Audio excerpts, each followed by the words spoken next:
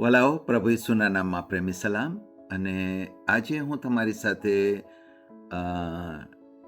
વિશ્વાસ વિશે વાત કરવા માંગુ છું. અને વિશ્વાસના વિશે તમે ઘણા સંદેશાઓ સાંભળ્યા હશે, તમે ઘણી બાઇબલની કલમો વાંચેલી હશે. જેમ કે વિશ્વાસ એ ભેટ છે, ઇટ્સ અ ગિફ્ટ. અને તમે એ પણ સાંભળ્યું હશે કે વચન સાંભળવાથી વિશ્વાસ વધે છે. એ બધી બાબતો સાચી છે. પણ જ્યારે હું લુકની લખેલી સુવાર્તા વાંચતો હતો ત્યારે ઈશ્વરના આત્માએ જે બાબત મારી આગળ પ્રગટ કરી હું તમારી સાથે શેર કરવા માંગુ છું કે પ્રભુ લુકની સુવાર્તાના 6 અધ્યાયની 13મી કલમમાં જો તમે વાંચો તો પ્રભુ શિષ્યોને પસંદ કર્યા પછીથી પહેલી વાર પ્રભુ પોતાના શિષ્યોને એપોસ્ટલ, પ્રેરિત કહે છે. શિષ્ય એટલે જે એના માસ્ટરની પાછળ ચાલે, અથવા તો ફોલોઅર ઓફ ક્રાઇસ્ટ. અને એપોસ્ટલ અથવા પ્રેરિત એ શબ્દ અલગ છે. એનો અર્થ થાય છે સેન્ટ ફોર્થ, જેમને અધિકાર આપીને મોકલવામાં આવેલો છે.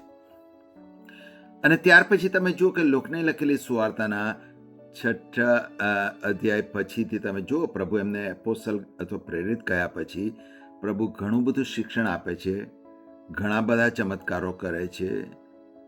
પ્રભુ રૂપાંતરના પહાડનો પણ અનુભવ થાય છે. અને પ્રભુ પોતાના શિષ્યોને અધિકાર આપીને મોકલે પણ છે.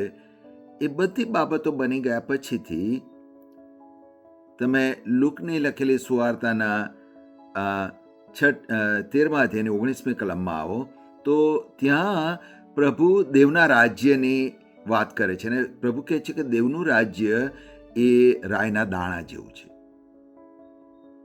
પ્રભુ કહે છે કે એ રાયના દાણા જેવું છે કે જો તમે થોડું પણ વાવો, રાયનો દાણો વાવો, તો એમાંથી પછીથી મોટું વૃક્ષ થઈ જશે. દેવનું રાજ્ય એવી રીતે વધે છે. અને ત્યાર પછીથી શિષ્યો લુકની લખેલી સુવાર્તાના 17મા અધ્યાયની અંદર 5મી કલમમાં પ્રભુની પાસે કહે છે, પ્રભુ અમારો વિશ્વાસ વધાર. અને આ જે બાબત જે છે એ કદાચ આજે પણ એટલી સાચી છે કે આપણે ઘણીવાર કહીએ છીએ કે કેવી રીતે મારો વિશ્વાસ વધે, તો મારા વિશ્વાસ વધારવા માટે મારે શું કરવું જોઈએ. કદાચ શિષ્યોને વિચાર થયો હશે કે આ જે બધા કાર્યો થઈ રહ્યા છે અને જો દેવનું રાજ્ય વધારવાનું છે, દેવના રાજ્યમાં મારે કામ કરવાનું છે, તો મારે વિશ્વાસ તો જોઈશે ને. મારી પાસે કદાચ એટલો વિશ્વાસ નથી. હવે પ્રભુ જ્યારે એ એમના પ્રત્યુત્તરમાં પ્રભુ જે જવાબ આપે છે કે જો તમને રાયના દાણાનો જેટલો વિશ્વાસ હોય, એનો અર્થ એવો નથી કે તમારી પાસે વિશ્વાસ નથી. પ્રભુ કહે છે કે તમારી પાસે એટલીસ્ટ એટલો તો વિશ્વાસ છે, રાયના દાણા જેટલો. એનો અર્થ એને એવું છે કે જાણે કોઈ બહુ ધનવાન વ્યક્તિ હોય અને એને તમે કહે જો તારી પાસે 1000 રૂપિયા હોય તો. હવે એ ધનવાન વ્યક્તિની પાસે 1000 રૂપિયા તો હશે જ, પણ એ મેટાફોરિકલી વાત છે કે આપણે કહીએ કોઈને કે જો તારી પાસે 1000 રૂપિયા હોય તો, જેની પાસે અગણિત પૈસા હોય એને. એ જ પ્રમાણે પ્રભુ શિષ્યોને કહે જો તમારી પાસે રાયના દાણા જેટલો વિશ્વાસ હોય તો તમે આ ઝાડને કહેશો અને અહીંથી ખસેડીને સમુદ્રમાં નંખાઈ જશે. પ્રભુએ જે સવાલ જે કરવામાં આવ્યો હતો એનો ડાયરેક્ટ જવાબ નથી આપ્યો. પ્રભુને શિષ્યોએ પૂછ્યું હતું કે પ્રભુ અમારો વિશ્વાસ વધાર. અને કદાચ પ્રભુએ એ લોકોની એવી અપેક્ષા હશે કે પ્રભુ એમના પર હાથ મૂકશે અને એમનો વિશ્વાસ વધી જશે. કદાચ પ્રભુ એમને કહેશે કે તમે આ કરો તે કરો અને તમારો વિશ્વાસ વધશે. પણ પ્રભુએ એવું કશું જ નથી કીધું. પણ પ્રભુએ એ લોકોને એવું કીધું કે તમારી પાસે રાયના દાણા જેટલો વિશ્વાસ છે, તમે આ ઝાડને કહો અને સમુદ્રમાં નંખાઈ જશે. એનો અર્થ છે પ્રભુ શું કહે છે, જો તમારો વિશ્વાસ વધારવો હોય ને તો તમારી પાસે જે છે એટલા વિશ્વાસનો તમે ઉપયોગ શરૂ કરો.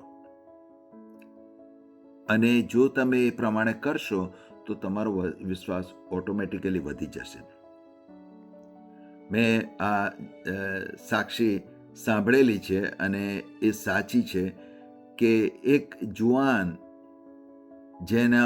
જેને એટલો બધો વિશ્વાસ નહોતો, પણ એ પ્રભુની સેવાની અંદર જ્યારે વિદેશમાં જાય છે અને પહેલી વાર એની પાસે જે વ્યક્તિ પ્રાર્થના માટે આવે છે એ આંધળી હોય છે અને હાથ મૂકે છે અને એની આંખો ઉઘડી જાય છે. અને એને પણ બહુ આશ્ચર્ય થયું કે કેવી રીતે આંધળાની આંખો ઉઘડી ગઈ. અને પછીથી એણે બીજી મિટિંગમાં બીજી વ્યક્તિને માટે પ્રાર્થના કરી અને એની આંખો ઉઘડી ગઈ. અને એમ કરતાં કરતાં ઘણી આંધળી વ્યક્તિઓની આંખો ઉઘડી ગઈ. અને ત્યાર પછી એ જુવાન વ્યક્તિ જ્યારે પણ કોઈ મિટિંગમાં જાય ત્યારે કોને શોધે? આંધળી વ્યક્તિને શોધે. કેમ? કારણ કે એનો વિશ્વાસ વધી ગયો છે. એણે વિશ્વાસને કાર્યમાં જોયો છે અને એનો વિશ્વાસ વધ્યો છે. અને પ્રભુ પોતાના શિષ્યોને જ કહે છે, તમે વિશ્વાસ વધારવા માંગો છો ને, તો પ્રભુએ જે તમને તમારી પાસે આપેલો છે વિશ્વાસ, તમારી પાસે જે છે રાયના દાણા જેટલો, એનાથી કશું કરો. Do something. અને જ્યારે એ વિશ્વાસને કાર્યમાં મૂકશો ત્યારે તમારો વિશ્વાસ વધશે. આશા રાખું છું જો તમે પણ વિશ્વાસ વધારવા માટે અપેક્ષા રાખતા હો તો તમારી પાસે જે છે એનો ઉપયોગ કરીને તમે પ્રભુના રાજ્યમાં કાર્યની શરૂઆત કરો. પ્રભુ કહે છે કે ફસલ ઘણી છે, ખાલી કાર્ય કરનાર મજૂરોની જરૂર છે. અને આશા રાખું છું પ્રભુએ આજે તમને આશીર્વાદ આપ્યો છે. Thank you.